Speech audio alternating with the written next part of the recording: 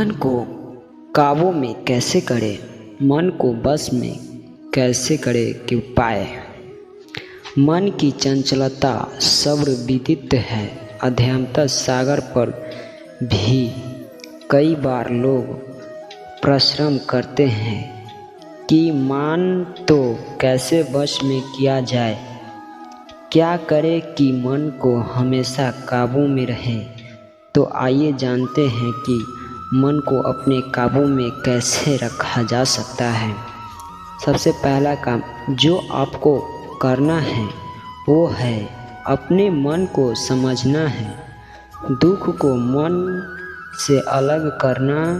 जब तक आप आत्मा और मन, भावना और इच्छा में भेद नहीं कर लेता, आप अपने मन को काबू में नहीं कर सकते।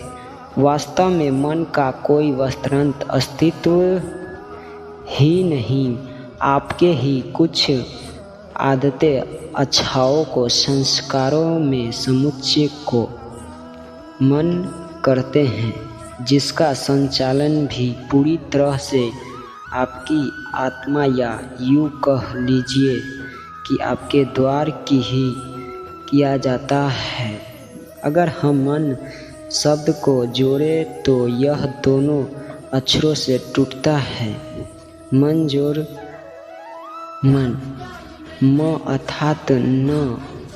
अर्थात नहीं, बिल्कुल मिलकर मन मतलब मैं नहीं।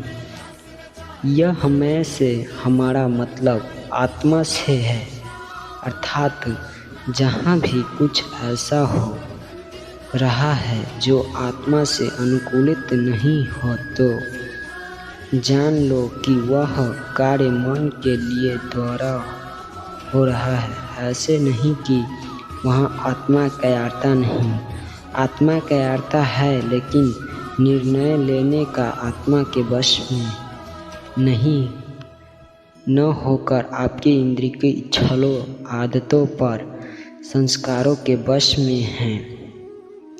यदि आत्मा यह अध्ययन और भी अधिक गहराई से किया जाए तो इसे 4 विभागों में तोड़ा जा सकता है, मन, बुद्धि, चित्त और अहंकार। लेकिन इस लेख में हम केवल इसके प्रथम विभाग मन के बारे में चर्चा रहेंगे।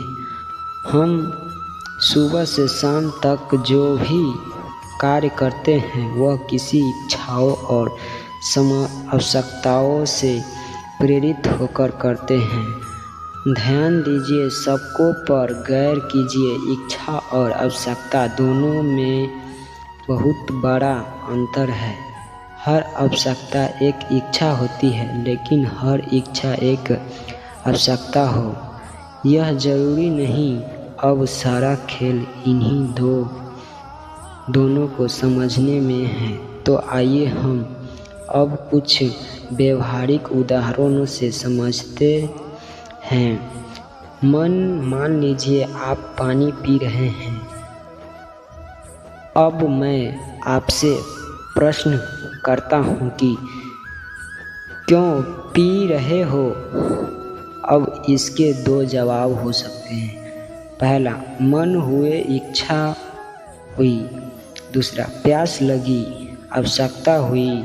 ऐसे ही आप अपने दैनिक जीवन में हर कार्य में देख सकते हैं और आपको ही चीज़ें देखने को मिलेगी। एक इच्छा तो दूसरी आवश्यकता। बस मन में सारा खेल इन्हीं 2 चीज़ों में समझने में है।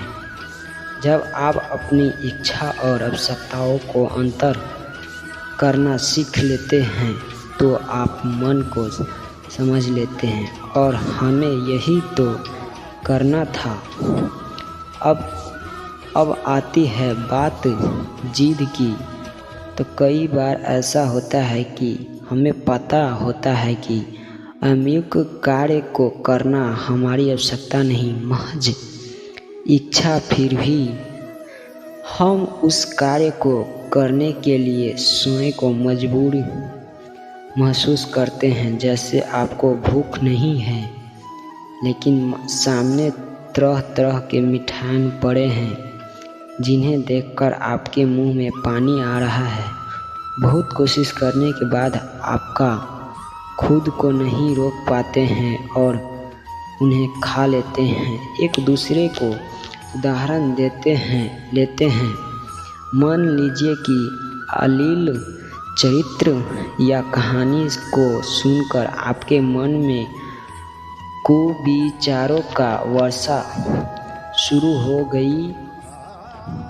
आप नहीं चाहते हुए भी उन विचारों में डूबे रहे हो तो, अर्थात आप अपने मन पर काबू नहीं रख पाए केवल संकल्पित की कमी के कारण। मन बड़ा जिद्दी है, बड़ा ऐसा घोड़ा है जिसे यदि काबू में न किया जाए तो हमें आपके समय, स्वार्थ और जीवन को मटियाट में करके तबाह कर सकता है। इसके ठीक विपरीत यदि उसे काबू में रखा जाए तो वही आपके महानता और सफलता को चरमोत्कर्ष तक पहुंचाता है। अब प्रश्न यह उठता है कि इस बेलगाम घोड़े पर लगाम कैसे लाए कि जिद को कैसे तोड़े। ऐसे अवस्था में सबसे पहला काम मन को मनाए। मन जिस भी कार्य को जिद करता है, आवश्यकता न होती तो वर्षा विस्मुक्ति होकर रहता। उसे उस बात के लिए समझ लिए अतीत दृश्य दिखाए। उसे अहिर्न की देख लीजिए। तू कब देखे अतीत यमको संताप पहचात दर्द, तो इसे दोबारा करने के लिए जिद क्यों कर रहा। उसे भविष्य का दृश्य दिखाए तो बताए कि देखकर अगर कभी तू यह गलती कर लेगा तो भविष्य में युवक नुकसान झेलेगा। तो फिर से क्या लक्षिक स्वाद, आनंद और मनोरंजन के लिए अपने भविष्य को अंधकार बनाता है और मन के सामने लाभ और हानि का बराबर संरक्षित करता है। यहीं पर ये हमारी कहानी खत्म होती है।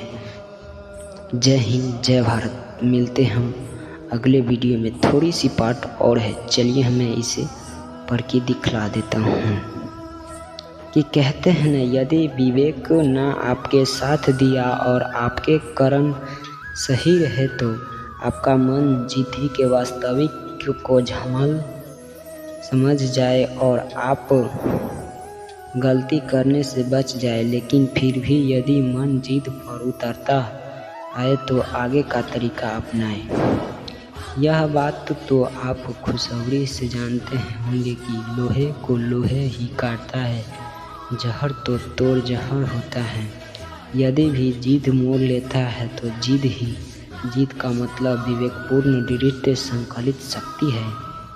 जब पानी सर से ऊपर निकल जाए, जहाँ समझने से काम चले वहाँ मुस्कुराने के लिए तैयार रहना चाहिए। उस युद्ध को अपनी प्रतिष्ठा का प्रश्न बना लो। जिस भी बुरी आदत से आप छुटकारा पाना चाहते हैं उसे अपने दुश्मनों की तरह देखना शुरू कर दीजिए। उससे घृणा कीजिए और उसे चुनौती समझिए और दृढ़ संकल्प पूर्वक अपने मन को चुनौती दीजिए। तू मेरा कुछ नहीं बिगाड़ सकता, मेरे साथ क्या होना और क्या नहीं तय करूँगा तो ही। ऐसा तो तरीका जिससे बुरी आदत को भी आप आसानी से छू सकते हैं, लेकिन विवेकपूर्वक समझाने में यह सुविधा होगी कि वह आदत हमेशा के लिए छुटकारा किए जाए।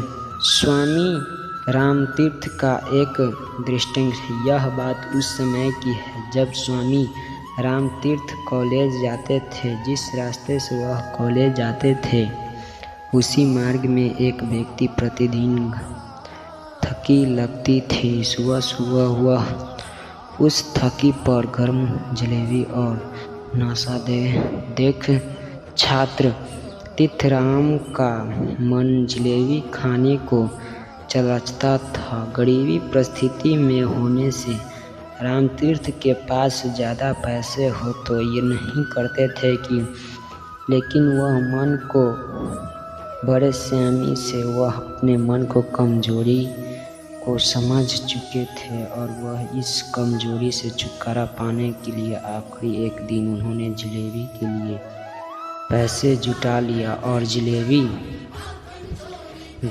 लेने की तय किया। इस तरह कठोर चुनौती के रामतीर्थ अपने मजबूती से एक जलेबी खरीदा और खाया। वहीं पे उसे बहुत अच्छा लगा। मुझे आशा है कि ये लेख आपको पसंद आया होगा। अपने कीमती अनुभव हमारे साथ ज़रूर शेयर कीजिएगा। जय हिंद, जय भारत। मिलते हैं अगले वीडियो में।